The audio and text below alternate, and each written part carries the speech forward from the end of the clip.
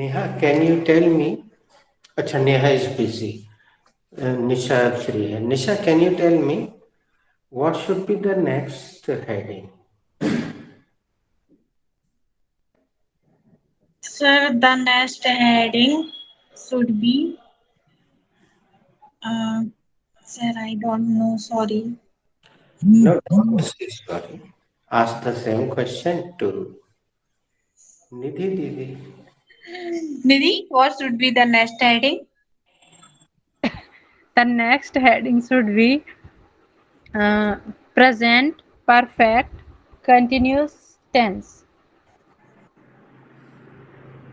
Uh, Neha, what should be the first point? The first point should be identification. Nishadi, what should be the identification? The identification should be से रहा है, ऐसा कुछ से रहा है, से रही है यार, से समय आएगा एंड सो ऑन. ओके, जितना याद है अच्छा है. दोस्तों, ये जो टेंस आप देख रहे हैं, आराम से पहले उसकी हेडिंग लिख ली. Is it visible to you और नॉट?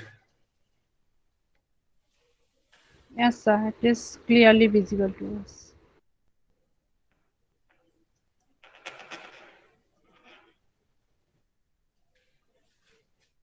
ये टेंस दोस्तों दो टेंस से मिलकर बना है. आप ध्यान से देखेंगे.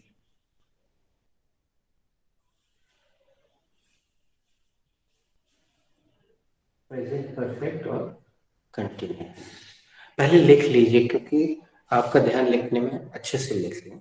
निधि, have you written? Yes, sir, I have written the नहीं, इतना पर्याप्त. heading. आपने लिख लिया. जब कोई आवाज नहीं आ रही थी तो हमने बोला हम ही पूछ लें, तुम भी बाकी से पूछ लो. Okay. Neha, have you written? Neha, yes, I have written. What should be the identification? अभी मत छेड़ो, मत पूछ लो, ये अपना आगे बढ़ते हैं. Neha, have you written? Yes, I have written. Nishadi, have you written? Yes, Neha, I have written. Rupaldi, have you written? Yes, Nisha. Done. Mini is rest. Rupal ji.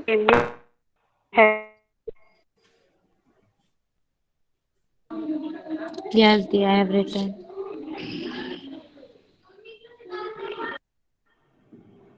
दोस्तों, जैसे मान लो कुछ छूट गया है लिखना, आपको लिखने में इतना ज्यादा मशगूल नहीं होना चाहिए, क्योंकि सब रिकॉर्ड तो हो ही रहा है. आप बाद में वीडियो से देख सकते हो, लेकिन क्या करो. ओके, तो ये टेंस दो टेंसेस से मिलकर बना है. एक तो प्रेजेंट परफेक्ट और दूसरा कंटिन्यूअस. तो जाहिर सी बात है, इसकी जो आइडेंटिफिकेशन होगी दोनों का मिला जुला रूप होगी. लेकिन प्रेजेंट परफेक्ट में तो चुका है, चुकी है शब्द आपको रटे हुए हैं या कर लिया है, तो वैसी आइडेंटिफिकेशन तो नहीं होगी. तो इसकी जो पहचान होती है वो ये होती है कि कोई कार्य काफी देर से, काफी समय से, काफी दिनों से चल रहा है, तो वो परफेक्ट कंटिन्यूअस में बोला जाता है. तो इसके आइडेंटिफिकेशन में से शब्द बहुत महत्वपूर्ण है. से, मैं सुबह से पढ़ाई कर रहा हूं. वह 4 महीने से इंग्लिश सीख रही है. हम जन्म से जबलपुर में रह रहे हैं, आदि आदि. तो इसके आइडेंटिफिकेशन में ऐसे ही शब्द आएंगे, कंटिन्यूटी ज्यादा होगी इसमें। तो हम आइडेंटिफिकेशन लिख रहे हैं, आप साथ साथ लिखिए, छूट जाए तो कोई हर्ज नहीं। चलो इस समय का सदुपयोग करते हैं, क्योंकि पिछले बार इतना सारा सन्नाटा छाया था, तो इसका सदुपयोग करते हैं।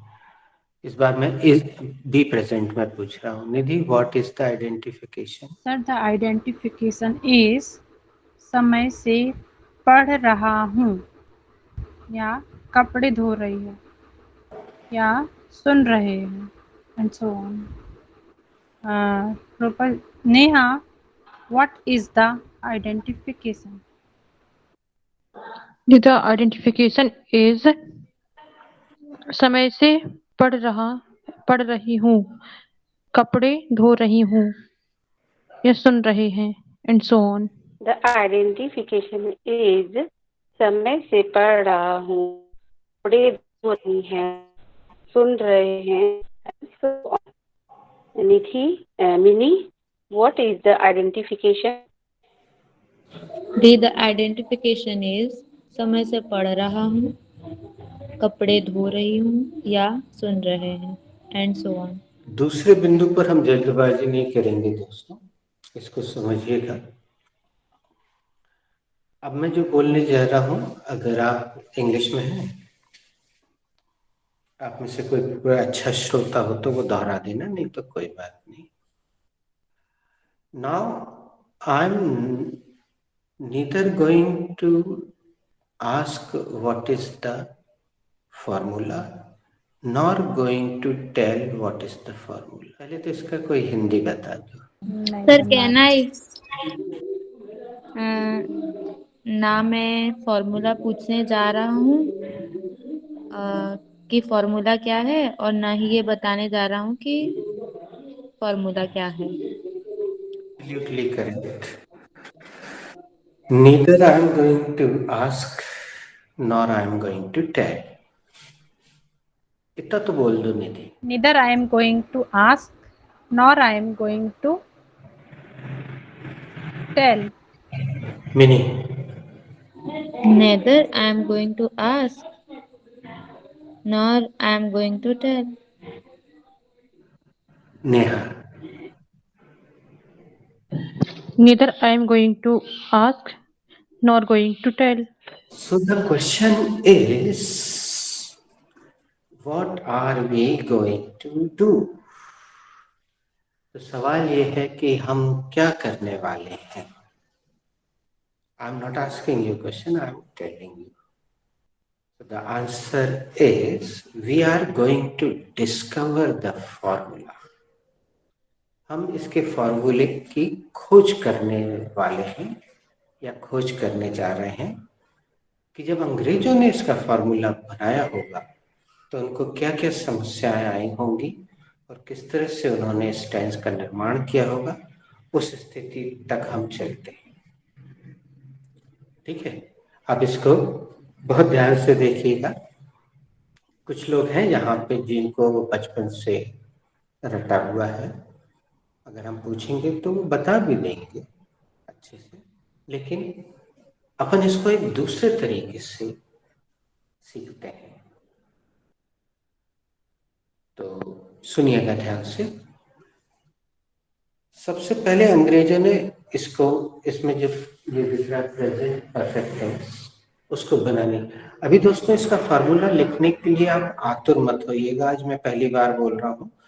यहाँ मैं लिखना शुरू करता हूँ, वहां पे आप भी शुरू कर देते हैं। ऐसा इस बार मत कीजिएगा, क्योंकि इस बार फॉर्मूला काफी बड़ा होने वाला है, और अगर आप एक बार साइज देख लीजिएगा तो फिर आप बाद में आप थोड़ा सा कंजूसी से छोटे छोटे लेटर बना के ही लिखिएगा, क्योंकि आप में से अगर कोई केमिस्ट्री वाला होगा, एमएससी वगैरह किया होगा, तो वो जानता होगा कि फॉर्मूला हमेशा एक लाइन में आना चाहिए, नीचे नहीं उतरना चाहिए, ये नियम होता है। इसलिए मैं आपसे निवेदन कर रहा हूँ कि एकदम मरे मत जाइएगा फार्मूला लिखने के लिए। मैं काफी समय दूंगा आपको, आराम से लिखिएगा, पहले समझ लीजिए उसको। तो जब अंग्रेजों ने इसको बनाने की कोशिश की तो सबसे पहले प्रेजेंट परफेक्ट सामने रखा। तो आप जानते हैं प्रेजेंट परफेक्ट में पहली चीज क्या आती है निधि? चलो मिनी तुम बता दो। Sir subject. सब्जेक्ट सबसे पहली चीज। अब तुम किसी और से पूछ लो कि दूसरी चीज क्या आती, तब तक मैं लिखता। रूपल दी दूसरी चीज क्या होगी? मैं बता देता हूँ, मुझे जहां तक याद है प्रेजेंट परफेक्ट में सब्जेक्ट के बाद हैज और हैव आता है। अब अगर आप में से किसी को थोड़ा सा भी याद हो तो अगली चीज क्या आती है बता दे, नहीं तो फिर मैं ही बताऊंगा। सर इसके साथ आएगा बी का। नहीं, हम फॉर्मूला आपसे वो लिखा हुआ 27 साल वाला जानने के इच्छुक कतई नहीं है। हाँ हमने इसके। अंडरलाइन भी दोबारा किया है। हम्म आप अभी रुक जाए, थोड़ा धीरज रखें। निशा। हम्म हम्म Sir, I think third form of the verb. वाह यार, पहली बार हमें बहुत अच्छा लगा। लेकिन आई थिंक लगा कि सब कचरा कर देता है व्यक्ति। ये सेंटेंस बातचीत में बड़ा अच्छा है, लेकिन जब आपको कहीं किसी सवाल का ठोस जवाब देना हो तो ये आपके कमजोर कॉन्फिडेंस की ओर संकेत करता है। Very good Neha. हैज और हैव के बाद थर्ड फॉर्म का चोली दामन का साथ होता है, ऐसा मुहावरा शायद मैंने बोला होगा, या हो सकता है मैं बहुत भुलक्कड़ हूँ, भूल भी गया हूँ, नहीं बोला होगा। No sir you told us. अब थर्ड फॉर्म तो जरूरी था, यहाँ रखना ही था। तो अंग्रेजों ने यहाँ पे जब थर्ड फॉर्म रखने की प्रक्रिया शुरू की, मान लो जैसे सन रखना, सन थर्ड फॉर्म है सिंह का, या प्लेड रखा, प्ले का थर्ड फॉर्म प्लेड है, या गॉन रखा, गो का थर्ड फॉर्म गॉन है। तो उनको एक टेक्निकल प्रॉब्लम आई कि अगर हम कोई भी वर्ब का यहाँ थर्ड फॉर्म रखते हैं तो जब यहाँ मुख्य क्रिया रखने जाएंगे कंटिन्यूटी की, जिसमें कि आईएनजी लगना है, तो फिर एक क्रिया और फिर ये दो क्रियाएं आपस में टकराएंगी, दो दो अर्थ निकलने लग जाएंगे। एक ये और दूसरी जो आने वाली है मेन वर्ब। तो अंग्रेज बहुत परेशानी में पड़ गए और उन्होंने घोषणा की कि कोई ऐसी क्रिया बताइए जो एक से अधिक अर्थ भी लिए हुए होती है लेकिन अपने आप में निरापद भी होती है।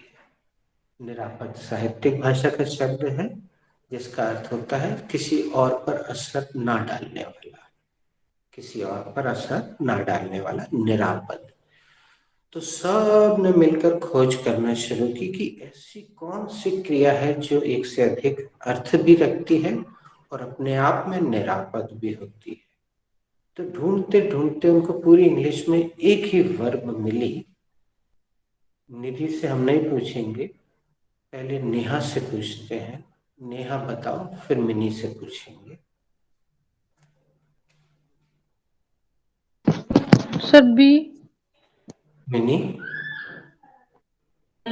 आई don't know. Rupal ji. I am also don't know. Very good. Nidhi तुमसे भी पूछ लेते हैं। तभी थर्ड फॉर्म।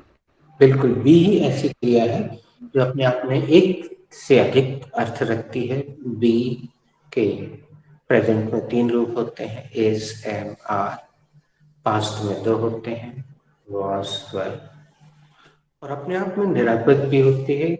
आप लोगों को कई जगह पे बी ने मदद की है, जहाँ सेंटेंस बन ही नहीं सकता था वहां बी रख के आपने सेंटेंस बनाया है, ये आप जानते हैं, ये आपका अनुभव है।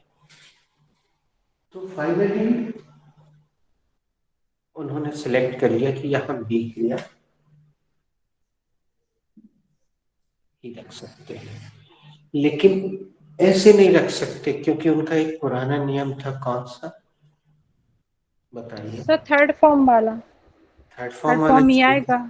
5 चीजों के बाद शायद मैंने, हो सकता मैं भूल गया हूँ, ना बताया हूँ, कुछ 5 चीजें होती हैं जिनके बाद थ्री रहता है। वर्ब का थर्ड फॉर्म आता है। कौन सी? Have, has, had, do, gets, यही तो है। और बी, हाँ, has, have, had, be and get. 5 चीजों के बाद हमेशा थर्ड फॉर्म होता है या नाउन आता है। वो राउंड भी हमने खेला है, तब जाके उन्होंने यहाँ पे बीन रखा। ये बात अलग है दोस्तों कि आप अगर रटे हुए हैं तो यहाँ पिछले 27 साल से बीन बजाते तो आ रहे हैं, लेकिन यस आप सर, अभी तक आज तक कहीं नहीं सुना, मतलब समझा भी नहीं, पहले भी नहीं समझे, पहली बार मैंने सुना इस चीज के बारे में। इसलिए मैं रोक रहा था निधि तुम्हें कि भैया तुमने स्कूल में पढ़ा है, अच्छी बात है, तुम 27 साल से बीन बजा रहे हो, लेकिन क्यों बजा रहे हो उसी का तो हमने, इसीलिए तो हमने बोला था कि neither I am going to ask nor I am going to tell what is the formula, we are going to discover. हम खोजने जा रहे हैं सब लोग मिलजुल के कि कैसे, आखिर कैसे उन्होंने रखा होगा ये शब्द। तो आज क्लियर हो गया। और निधि की ये जो खुशी है, इससे हमें बड़ी खुशी मिलती है। अगर कोई बच्चा उस गहरी चीज पर तुरंत अपनी फीडबैक, अपना फीडबैक देता तो लगता है कि हाँ यार मैं कुछ अच्छा बता रहा हूँ।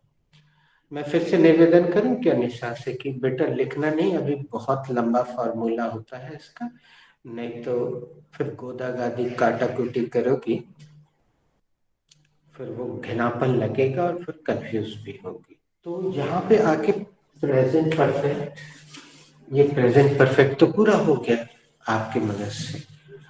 अब चूंकि ये टेंस दो टेंसेस का संगम है, तो अब हम दूसरे टेंस की ओर चलते हैं।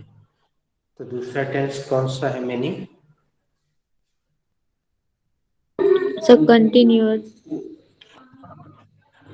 नेहा, कंटिन्यूस टेंस की अंग्रेजी में सबसे बड़ी पहचान क्या है? सब वर्ब की फर्स्ट फॉर्म के साथ आईएनजी। हालांकि इतना बड़ा जवाब भी गलत है। सबसे बड़ी पहचान है कंटिन्यूस टेंस की ING. ING is the biggest identification of continuous tense.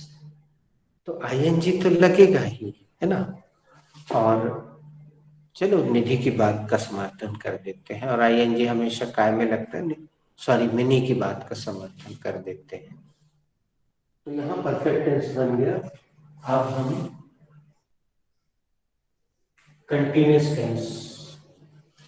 अब रूपल जी आप बताइए अगले नंबर पे क्या आएगा, क्या लेंगे? Plus object. अब रूपल जी से एक चांस ले लेते हैं, इसके बाद प्लस एक्सटेंशन। हाँ निशा से भी पूछ लेते हैं, नेहा तुमसे ही पूछ लेते हैं। Sir plus extension.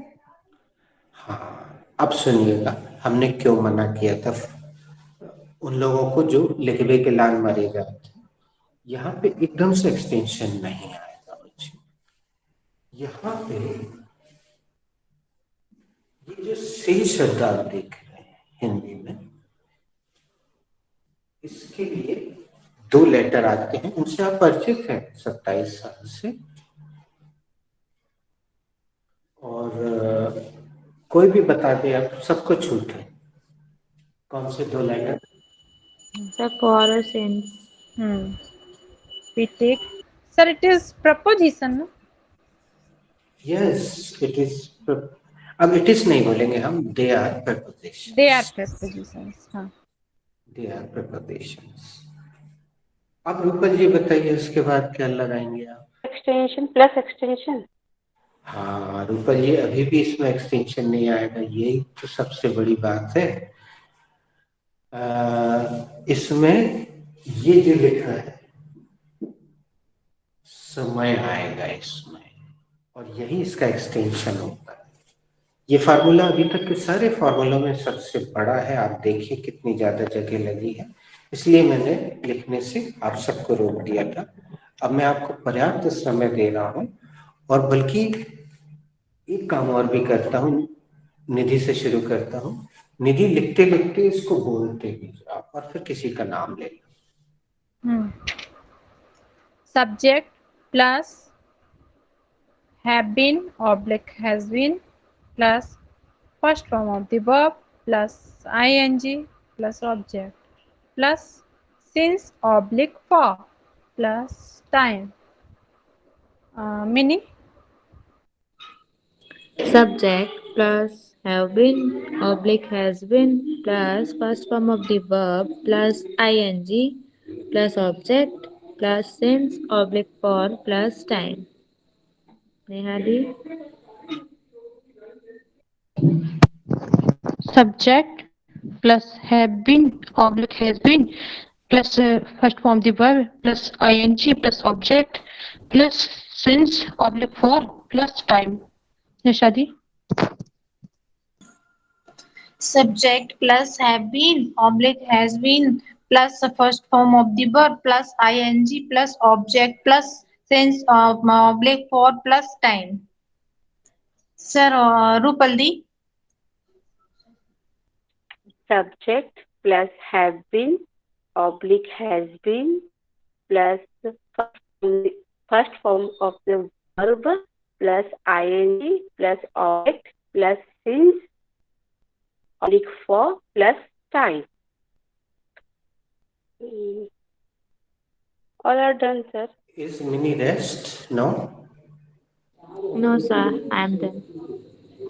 आज दोस्तों गेम में थोड़ा सा चेंज कर रहे हैं। आज का गेम, आज आप एक एक हिंदी वाक्य पहले हमें बना के दिखाइए, बाद में अपन इंग्लिश वाक्य बनाते हैं।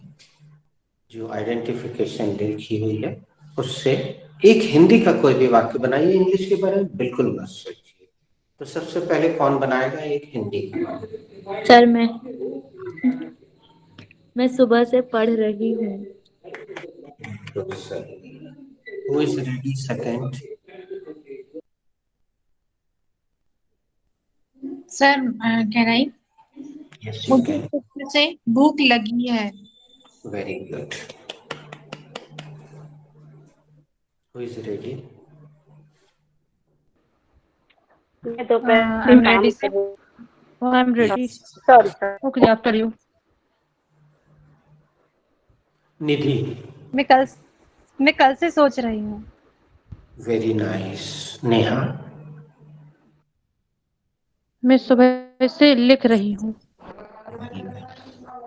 Now nobody is rest. मैं दोपहर से काम कर रही हूँ। रूपल जी ने बना दिया था, मैंने तो सुना था। चलो एक बार और बोल दिया, कोई हर्ज नहीं। अब आपके सामने, आपके जहन में कुछ हिंदी वाक्य आ गए जो आपके बिल्कुल रोजमर्रा की जिंदगी के हैं। Sir, I have to ask something. हाँ प्लीज आस्क। सर हैव और हैज का तो मालूम है कि कैसे, सिंस फॉर का यूज नहीं पता है। हाँ, अभी हमने जानबूझ के नहीं बताया है, इसको हम कल लिखवाएंगे, ठीक है?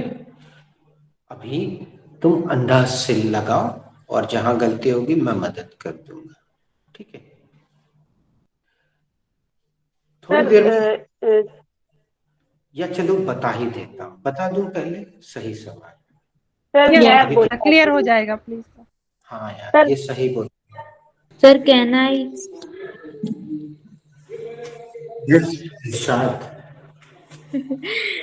सर सिंस का यूज मतलब अनिश्चितता के लिए होता है और फॉर का निश्चित के लिए, जैसे 5 years। और सिंस का यूज जैसे कि सुबह से, मतलब कोई फिक्स टाइम पता नहीं चल रहा है। गुड। ये बड़ी अच्छी बात है दोस्तों कि आपको हल्का सा जो भी पता हो वो आप व्यक्त करें। ये क्लास 1 वे क्लास नहीं है, 2 वे क्लास है। आपका भी सुनना बहुत महत्वपूर्ण होता है। चलिए अब मैं बताऊं कि किसी के मन में और कुछ है तो वो बोल सकता है। अगर है थोड़ा बहुत तो बताइए, नहीं तो फिर अब मैं बताता हूँ। आप लोगों ने जो भी बोला वो अपनी जगह बिल्कुल सही है। मैंने इसको जिस तरह से लिया है वो आप देखिएगा। सिंस का प्रयोग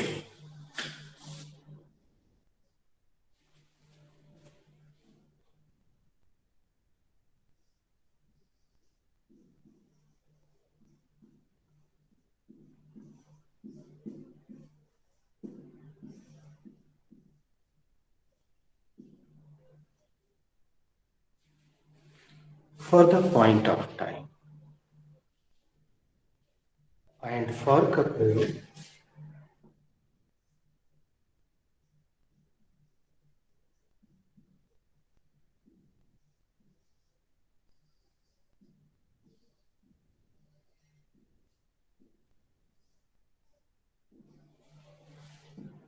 for the period of time। जो मिनी ने बताया वो भी बिल्कुल यही है, लेकिन ऐसे या ऐसे देख सकते हैं आप उसको। कान ऐसे पकड़ना या ऐसे, एक ही बात है। जो निश्चित समय होता है उसके लिए सिंस का प्रयोग करते हैं, जो अनिश्चित समय होता है उसके लिए फॉर का प्रयोग करते हैं। मैं कुछ उदाहरण भी लिख रहा हूँ, आप उसको लिखते जाइएगा। ये पॉइंट ऑफ टाइम है। कुछ लोग ऐसा भी बोलते हैं पॉइंट ऑफ टाइम यानी जिसको बांटा ना जा सके। ये इतना छोटा है कि हम इसको बांट नहीं सकते। जैसे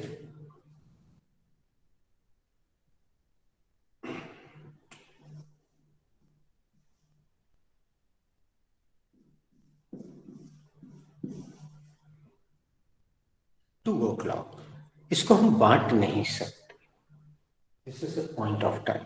लेकिन अगर आप बोलते हैं टू, तो आप इसको बांट सकते हैं।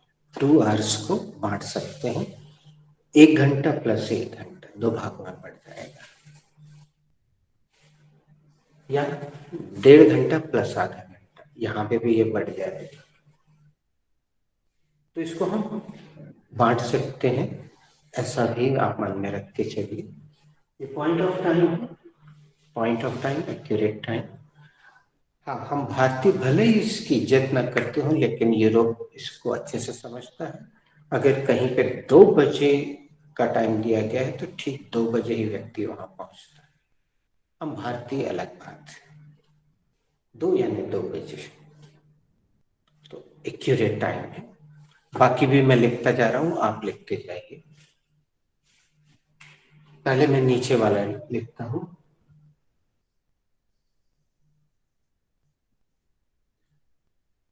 चलिए मैं पहले ऊपर ही लिख देता हूँ 2 o'clock।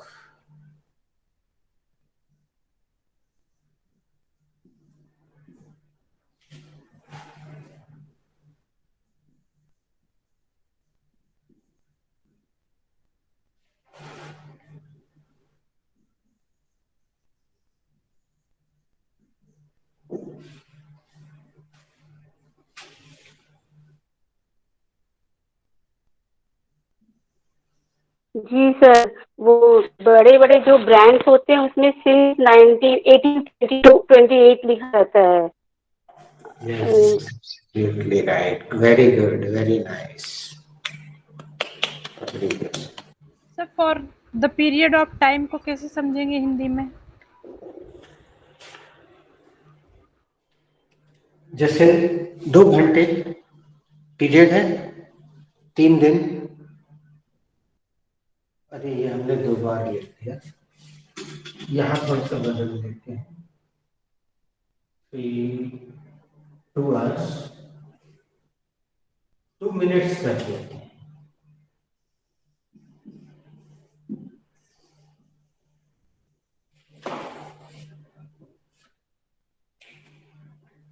जैसे 6 साल एक पीरियड है ना, एक पीरियड है। जैसे तुम लोग 4 महीने से इंग्लिश सीख रहे हैं या 5 महीने से, जो भी, तो ये एक अवधि हो गई ना। इतने अवधि से सीख रहे हो तुम लोग। हम कब से जबलपुर में रह गए? जन्म से। एक अवधि हो गई ना, एक पीरियड हो गया कि कितने पीरियड से रह रहे हैं जबलपुर में, या रूपल जी नागपुर में कब से रह रही हैं, एक पीरियड हो गया। रूपा जी, आप नागपुर में कब से रह रहे हैं?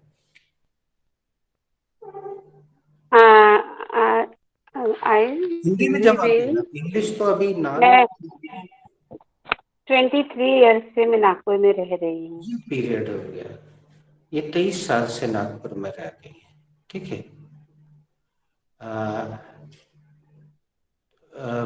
निधि, तुम अपने बच्चे को कब से पढ़ा रही हो? सर काल्पनिक उत्तर। फॉर फॉर हिंदी 4 में? ईयर्स। हिंदी में? सर 4 साल से। 4 साल से। या हम इसको दूसरी तरीके से पूछ लेते हैं, निशा, तुम्हारी बेटी कब से स्कूल जा रही है? सर फॉर 4 years, 4 साल। निधि, तुम कब से इंग्लिश सीख रही हो? सॉरी मिनी, तुम कब से इंग्लिश सीख रही हो? सर 3 महीने से। हाँ। निशा, तुम कब से जिम जा रही हो? कितने दिनों से जिम जा रही हो? सर 2 महीने से। अरे, हमें नेहा से पूछना था, हमने गलती से तुम्हारा नाम ले लिया। नेहा, तुम कब से जिम जा रही हो? सर 4 महीने से। हाँ, काफी दुबली लग रही हो, ऐसे ही कंटिन्यू करते रहो। तो ये हो गया पीरियड ऑफ टाइम। और दोस्तों, उम्मीद करता हूँ इतनी देर में मैं बोर्ड के सामने से हट गया था, लिख लिया होगा। अभी भी शायद कुछ लिख रहे हैं, तो सुनते जाइए, मैं बोर्ड पे नहीं आ रहा हूँ। दोस्तों, बिल्कुल चिंता मत करना, ये जो दोनों चीजें हैं, जब सेंटेंस बनाएंगे ना, इसका हम सेंटेंस देंगे कोई भी, तो जब उस पॉइंट पे जब जैसे ही पहुंचना, तो 2 मिनट रुकना, सोच लेना, जैसे नेहा रुकती है ना, वैसे कुछ सेकंड रुकना, सोच समझ के फिर समय रखना। पहले देख लेना कि वो समय पॉइंट ऑफ टाइम है कि पीरियड ऑफ टाइम, तो उससे तुम्हारा अभ्यास हो जाएगा। मैं इसमें 4 से 5 सेंटेंस दूंगा, बल्कि जितने लोग हैं सबको एक एक सेंटेंस दूंगा, तो इसमें तुम्हारी अच्छी प्रैक्टिस हो जाएगी, कहाँ सेंस लगाना, कहाँ फॉर। और अगर थोड़ी बहुत कमी छूट गई दोस्तों, तो जब इसके बाद वाले टेंस में हम आएंगे, उसका नाम है पास्ट परफेक्ट कंटिन्यूअस, उसमें भी सेम यही चीजें लगती हैं। तो उसमें भी हम 5-6 सेंटेंस देंगे, जितने लोग हैं उतने सेंटेंस देंगे, तो सब लोग एक एक बना लेंगे, तो वहां जाके डाउट बहुत कम रह जाएगा। और अगर थोड़ा बहुत रह भी गया, तो जो आखिरी टेंस है अपना फ्यूचर परफेक्ट कंटिन्यूअस, उसमें पूरा डाउट तुम्हारा खत्म हो जाएगा, क्योंकि उसमें भी तुम्हें सेंस फॉर लगाना पड़ेगा। और उसमें भी अगर इतना सा मान लीजिए रह गया दोस्त, मान लो इतना सा डाउट रह भी गया या किसी को नहीं आया समझ में, तो फिर वो चिंता बिल्कुल मत करना, उसको कभी समझ में नहीं आएगा, बिल्कुल चिंता मत करना, उसको जिंदगी भर कभी नहीं समझ में आएगा, तो फिर चिंता की क्या बात है ना। आराम से रहना, कोई चिंता की बात नहीं, कभी नहीं आएगा समझ में। तो चलते हैं अपन क्लास को इस हास्य के साथ। कुछ लोग इसको पता नहीं गंभीरता से ले रहे थे, कि जैसे भी ले रहे थे, ये हास्य था, इसके साथ विराम देते हैं, कल को सेंटेंस बनाएंगे। सर नेहा को ऐसा लगता है जैसे हिलना डुलना नहीं, सीधे बैठ के हंसना, मुंडी भी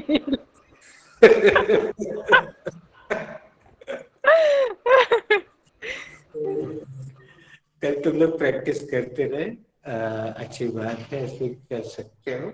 और शनिवार को हम क्लास नहीं लेते हैं, तो तुम में से कोई भी भेज सकता है लिंक, मालूम, आपस में डिसाइड करके लिंक भेज दो, थोड़ा हिंदी में बतियाओ, इधर उधर की बात करो, सब दुनिया भर की बात करो, थोड़ा बहुत इंग्लिश कर लो। और उसमें 1 घंटे के लिए जरूरी नहीं है, आधे घंटे बाद जिसको जाना है वो बार बार घर चला जाए, जिसको रहना है वो रहे। जैसे हमारी क्लास छोड़ने के बाद जिसको रुकना रहता है वो रुकता है, जिसको जाना है चला जाता है। तो शनिवार को थोड़ा सा ऐसा डिस्कशन कर लिया करो, है ना। तो कल से अपन सेंटेंस बनाएंगे इस टेंस के, तो उसमें थोड़ा सा डाउट कम होगा। Thank you for joining. God bless you. Good night. Shabba khair.